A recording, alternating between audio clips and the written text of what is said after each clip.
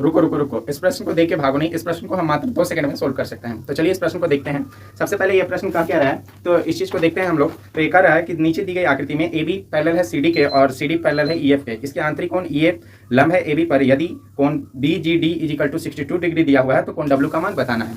तो आपको इसमें कोण डब्ल्यू का मान बताना है। तो आप यहाँ पे देख रहे हैं कि कोण यहाँ 90 डिग्री का बन रहा है, तो यहाँ भी कोण सी पे क्या बन जाएगा, 90 डिग्री का बन जाएगा। फिर बच गया कोण डब्ल्यू का मान। यहाँ पे देखिए 62 डिग्री का वहाँ पे वैल्यू दे रखा है, तो ये दोनों कोण एक दूसरे के क्या है, समूह कोण है, तो यहाँ भी 62 डिग्री बनेगा। अब हम लिखेंगे ट्रेंगल ई जी सी में, इस वाले ट्रेंगल में। तो अब हम लिखते हैं कि हमको कोण डब्ल्यू का मान निकालना है। तो कोण यहाँ पे ई का वैल्यू प्लस कोण कोण जी का वैल्यू और कोण सी का वैल्यू इज इक्वल टू 180 हो जाएगा। अब यहाँ पे कोण ई का वैल्यू डब्ल्यू दे रखा है, कोण जी का वैल्यू हमारे पास 62 डिग्री है और कोण सी का वैल्यू हमारे पास 90 डिग्री है, बराबर 180। अब यहाँ पे हम क्या लिखेंगे, कोण डब्ल्यू इज इक्वल टू हो जाएगा हमारा 180 और माइनस का हो जाएगा 2 और 5 15। अब यहाँ पे डब्ल्यू इज इक्वल टू हो जाएगा 28 डिग्री। तो ऐसे ही प्रश्न को सोल्व करने के लिए हमारे इस चैनल को फॉलो कर लें।